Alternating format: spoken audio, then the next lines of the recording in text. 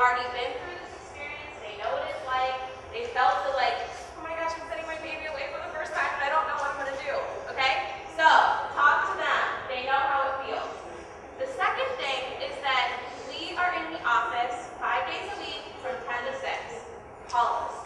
We're happy to answer any questions that you have and to go over anything, even if it's just, oh my gosh, I'm sending my baby away for the first time and I really don't think that I can handle that.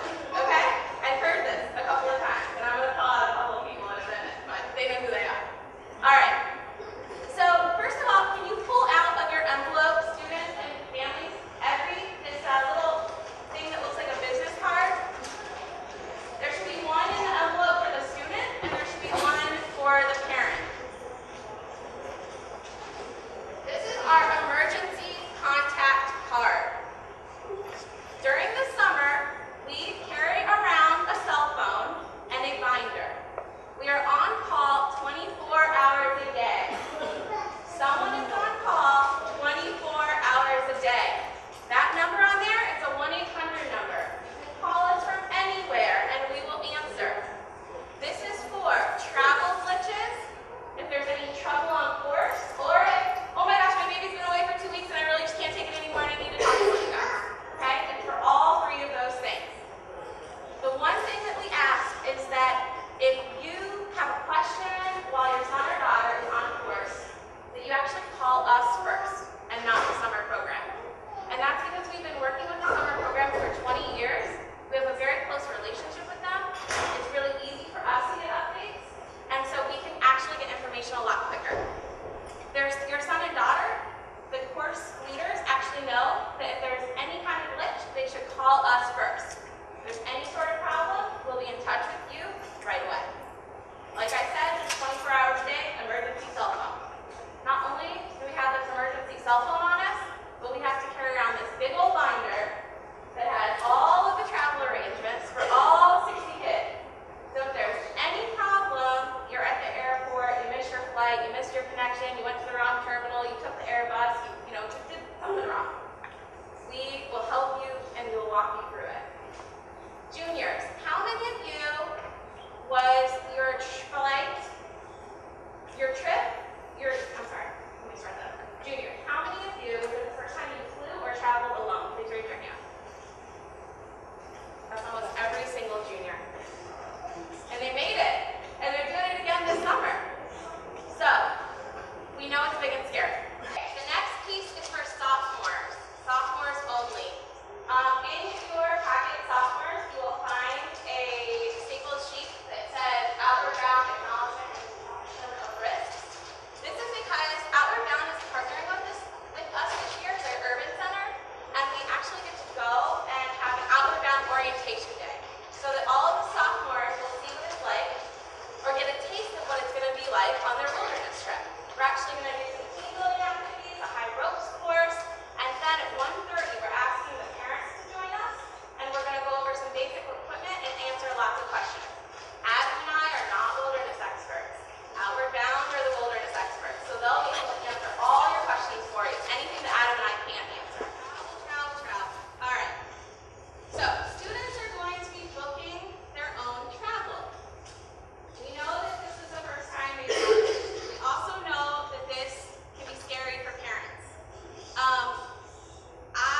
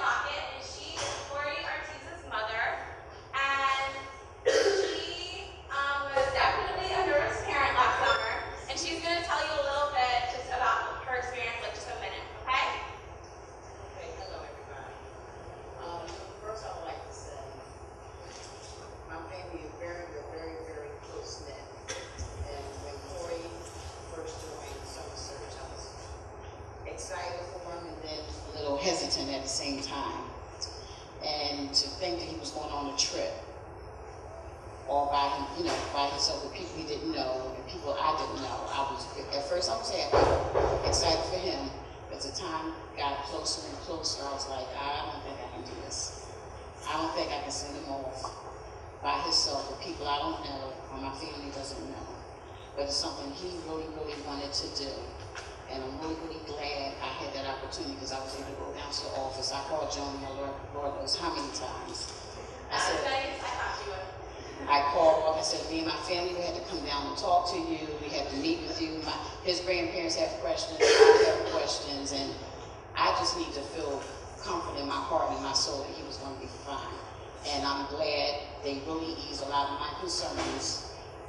I couldn't feel happier, more proud for him and Pete and everybody else in the church because it turned out to be an experience he'll never forget, and I'm glad he got to experience. So you guys, your children are in excellent hands, and they're going to come back different, and so it's going to be for the better. So I hope you guys look forward to the experience. Thank you.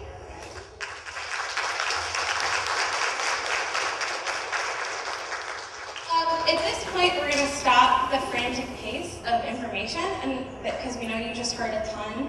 So we're going to ask if you have any questions. There's more information that we're going to go through, but do you have any questions about health insurance, equipment, travel, or Outward Bound orientation day? Yes. Yes. So that's a great question. Every summer program for wilderness trips, after you fill out your initial application, they'll send you more paperwork back, and that usually contains a medical form that needs to be signed by a doctor. These trips are hard work. They're going out to the wilderness for 21 days, which is why the physical preparation and running is so important. And it's really important to make sure that a doctor signs off first, because obviously your child's health and safety is our number one priority. Corella asked, what if you already have a physical for this year? The summer program needs for you to fill it out on their documents in order to verify that you, the doctor. Yep. Students in their sophomore year will not need a passport. I believe we have 2 students who may, because they might go into Canada just a little bit on their trip. And I think that's Patrice and Aaron Cruz. I don't know if Aaron's in here. But typically, no. Their junior year, almost all of the students get a passport because they go all over the world. How many people have their hiking boots? How many people are wearing their hiking boots right now? Sean James, woohoo!